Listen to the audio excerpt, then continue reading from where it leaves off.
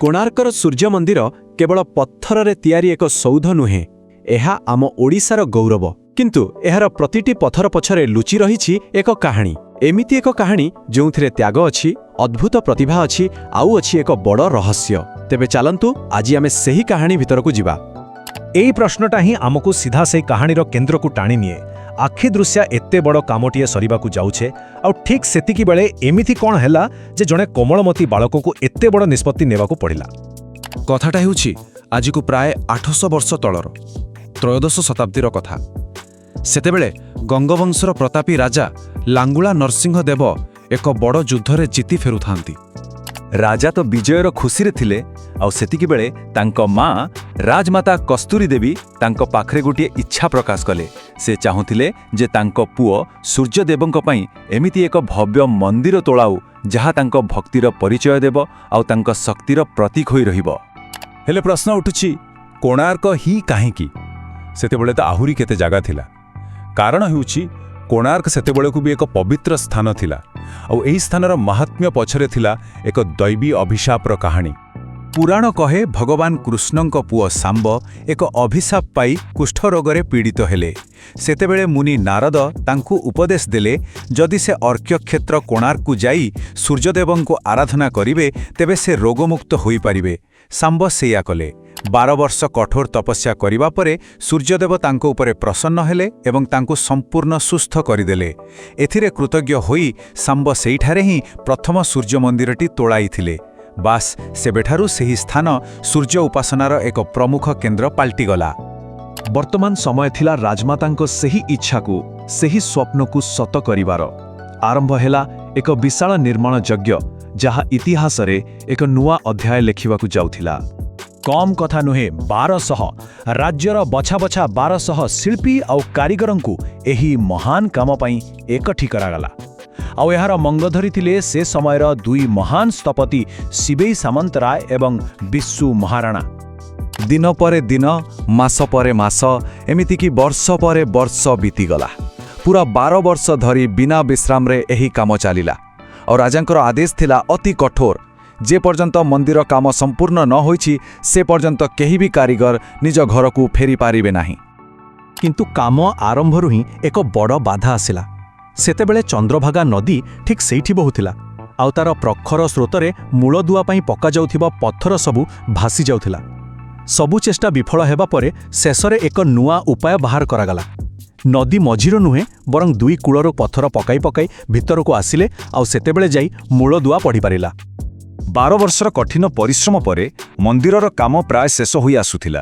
କିନ୍ତୁ ଠିକ୍ ଶେଷ ମୁହୂର୍ତ୍ତରେ ଯେତେବେଳେ ସଫଳତା ହାତ ପାଆନ୍ତାରେ ଥିଲା, ସେତେବେଳେ ସବୁକିଛି ଅଟକିଗଲା। ସାମ୍ନାକୁ ଆସିଲା ଏକ ଏମିତି ସମସ୍ୟା ଯାହା ସମସ୍ତଙ୍କୁ ନିରାଶ କରିଦେଲା।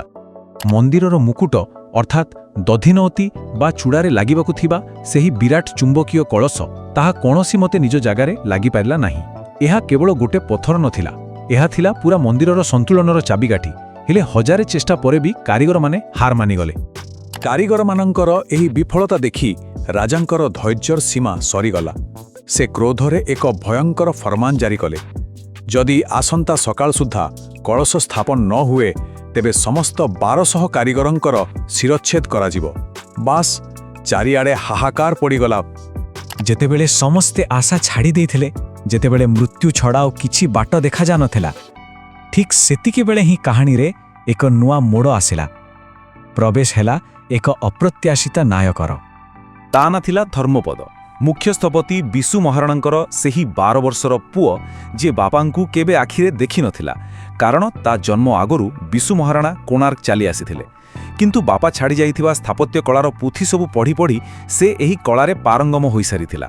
ଆଉ ଠିକ୍ ନିଜର 12ତମ ଜନ୍ମଦିନରେ ସେ ବାପାଙ୍କୁ ଭେଟିବା ପାଇଁ କୋଣାର୍କରେ ପହଞ୍ଚିଥିଲା। ନିଜ ବାପା ଓ ବାକି କାରିଗରମାନଙ୍କର ସେହି ଦୁଃଖ ଦେଖି ଧର୍ମପଦ ଆଉ ଚୁପ୍ ରହିପାରିଲା ନାହିଁ। ସେ ଆଗକୁ ଆସିଲା ଆଉ ନିଜ ପୁଥି ଜ୍ଞାନର ପ୍ରୟୋଗ କରି ଅନ୍ଧାର ରାତିରେ ମନ୍ଦିରର ଶିଖରକୁ ଚଢ଼ିଗଲା। ଆଉ ଯେଉଁ କାମ ପାଇଁ 1200 ମହାରଥୀ ହାର ମାନିଯାଇଥିଲେ, ସେହି କାମକୁ ସେ ମୁହୂର୍ତ୍ତକ ଭିତରେ କରି ଦେଖାଇଲା।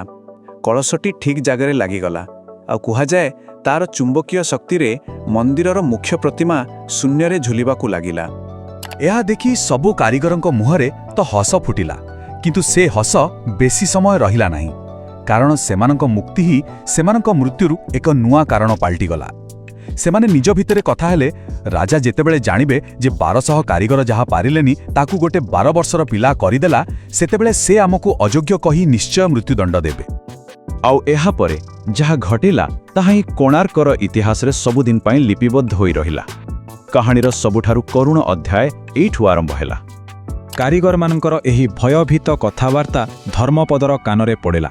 ସେହି ଛୋଟ ପିଲାଟି ସେତେବେଳେ ବୁଝିଗଲା ଯେ ତାର ଜ୍ଞାନ ଆଉ ପ୍ରତିଭା ଆଜି ତା ବାପାଙ୍କ ସମେତ ସେହି 1200 ପରିବାର ପାଇଁ କାଳ ହୋଇଯାଇଛି।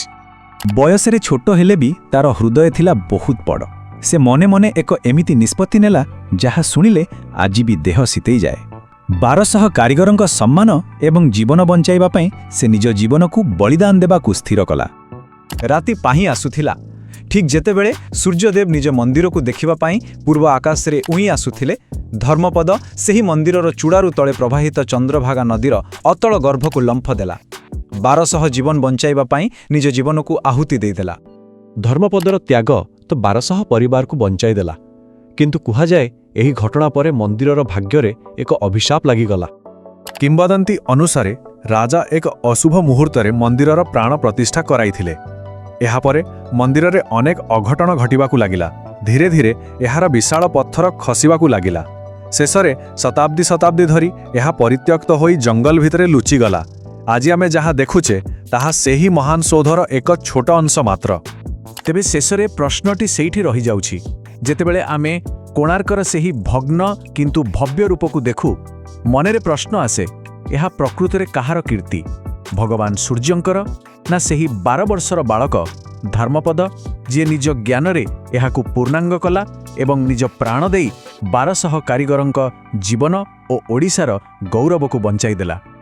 ଏହି ପ୍ରଶ୍ନର ଉତ୍ତର ହୁଏତ କୋଣାର୍କର ପ୍ରକୃତ ରହସ୍ୟ।